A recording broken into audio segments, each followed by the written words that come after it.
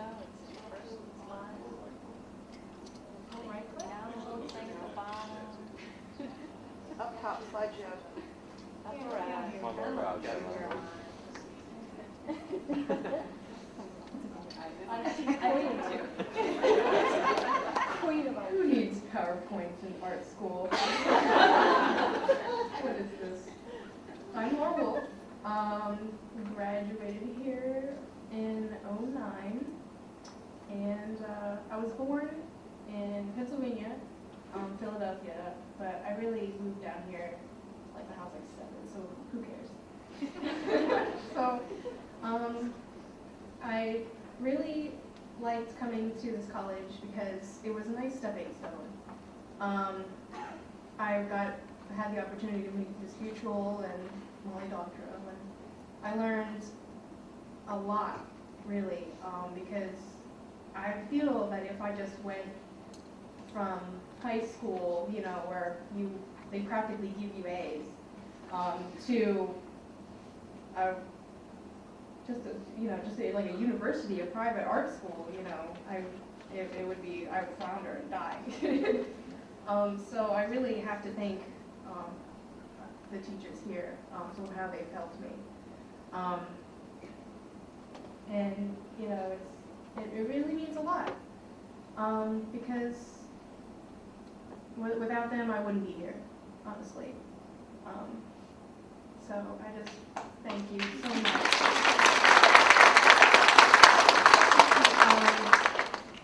But to get to the PowerPoint, these are all of the things that are in the show today are projects that I have worked on, either personally, this is a personal piece, or in my first year at Ringling College of Art and Design, not clown school. It is in Sarasota, and I know you're thinking it. Not clown school. We get that a lot. But a lot of the things that I framed for you guys is actually artwork from the first semester, and a little bit from the second semester also.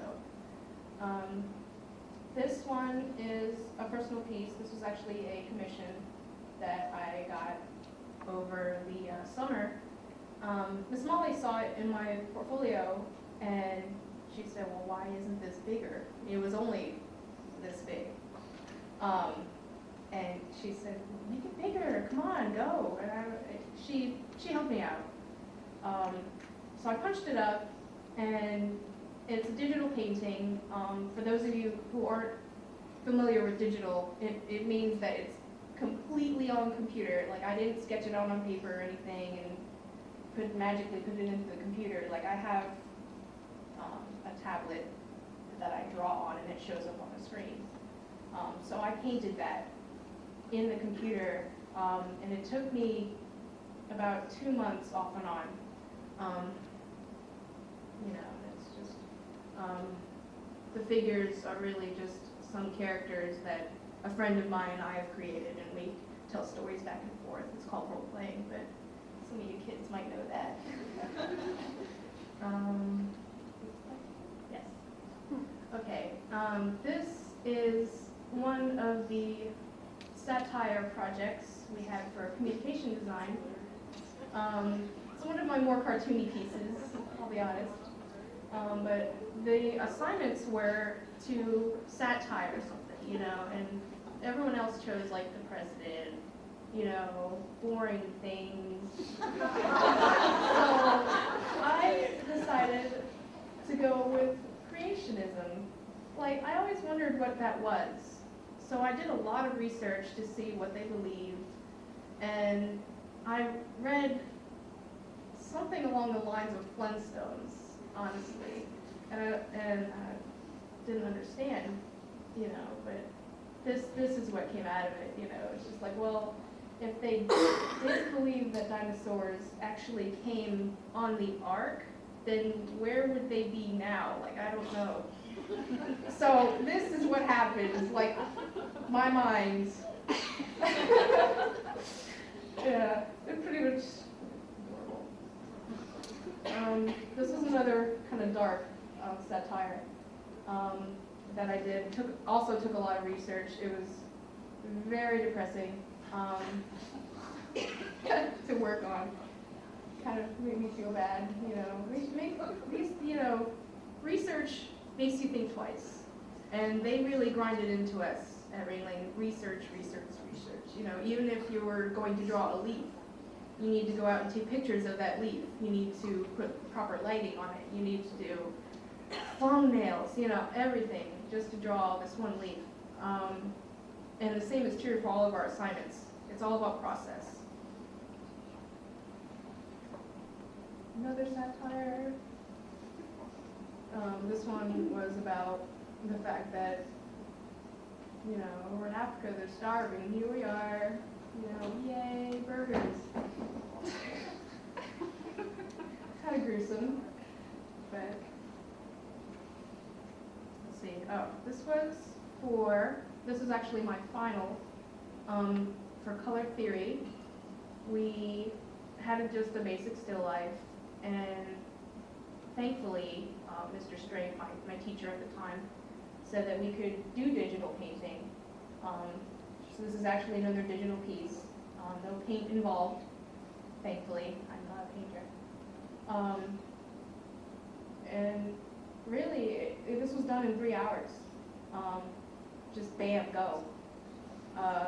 I've grown a lot. You know, Miss Futrell and Miss Molly would remember that it would take me weeks to do this. All the little details. They kind of weaned me out of that since then. This is the ceiling. Isn't it pretty? No, this was color studies. He lit a colored lamp on just a white ceiling, and he wanted us to draw what we saw. And it's really interesting how light affects color. You don't think about it that much, you know, but if you put a blue light on a yellow cloth, it's going to look green. You know, and it's like your brain, what does it do? You know, color. Let's see. These are some of my figure drawings. Obviously, I couldn't show some of the other ones that I liked better because it had boobs. But so you get a whole lot of butt. That's all right. Now, Hugh Davies. I believe he had a show here earlier, Mr. Hugh Davies. Yes. He is my figure drawing teacher, and he, lovely British man, gorgeous accent. He comes along, and he's been helping me really get the figure down. I remember when I would draw people here, they would look kind of like grotesque Japanese figures with big heads and skinny pencil arms and stuff. It was not right. And a lot of these really helped out, you know. The technique that he taught me was to just put charcoal all over the paper. I know it sounds like a sin, you know, but you just rub it all in, and then you actually take your eraser and erase out the details. So all of the white was actually erased out. It's called, like, I think it's like a removing technique. It's really nice, you know, and I've done this with a few of the models. You know, they were very helpful with how I've just grown phenomenally since taking just that one class, that one semester. It was amazing. Oh. I hear you kids over there. Oh my God, it's Charizard! This is a Pokemon. For some of you who don't know, it's a TV show. Way back from elementary school. Our assignment was to take an object and put it into its environment. So I thought, hey, I have this little Charizard figure, you know, I'm going to take this into class, put a light on it and draw it, and then put it, you know, where its natural habitat would be, you know. And this is all in charcoal, it's fairly big. The other half of the assignment was to dissect the figure, and coming up with Charizard's anatomy was really hard because he has this big belly, and I don't know where that goes. He has like no hips. Very strange. You know, but that was fun. It was nice. This is from my illustration class. The idea for this was we really had basic shapes. Like we just had like a circle, a square, a triangle, you know, a pointy object thing to work with. And what we would do is we would put it on a piece of paper and organize it to make a composition. The trick was we had to describe a word. This one was tension. So I came up with this ball and pin kind of looking thing. Like to me it looked like a balloon about to be popped by a pin. And he said, okay, well I'm reading tension from this composition, work with it, you know. And I was like, well the only thing I can see is a friggin' balloon getting popped, you know, like what am I gonna do? So I started thinking outside the box. I did a whole bunch of thumbnails, and I eventually came up with the idea of like a space fight with a whole bunch of spaceships, like just like ding ding. It'd be so cool, you know, and it worked, you know. I got really dark with the charcoal pencils that I had, so it was nice. Let's see. Oh, my favorite. Yeah, this was for our 3D design class.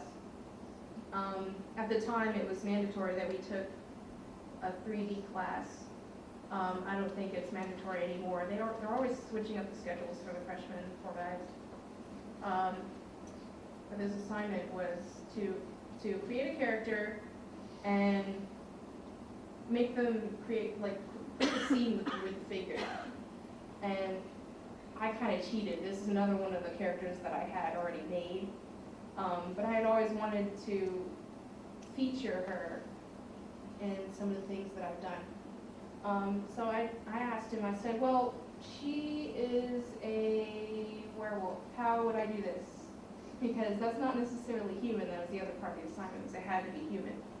And he said, well, why don't you just make her kind of shifting, you know, tearing out of her clothes and stuff? And I'm like, can I do that? And he's like, yeah, do it. And I'm like, okay, yay.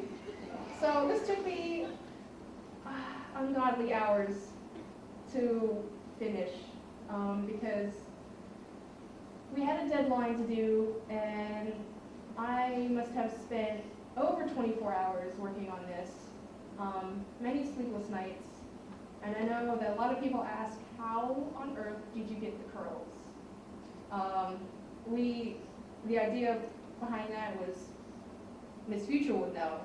Roll out a coil, flatten it out, and then just do every single curl, put it on there. So you can just imagine how many hours that took. That took 6 hours just to do the hair. So a lot of love went into this piece. You know, treat her nice. Oh, the end.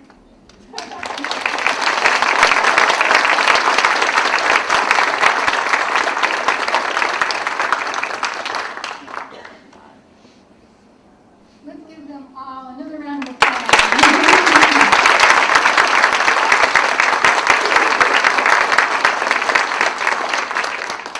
It was really wonderful to hear what you've all been doing since you left here, and I think it's probably inspiring to all of us, how your ideas have taken root and flying off into outer space and all sorts of other places. It's really interesting.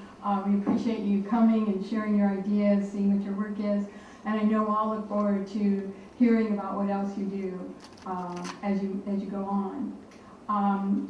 I think because of the time we have, I'm going to invite you all to come back to MOFAC now. We have a reception set up in the theater lobby, and you can come back and see the exhibition and then talk to the artists if you have any questions. Thank you all for coming. I know we all appreciate your support. Thank you.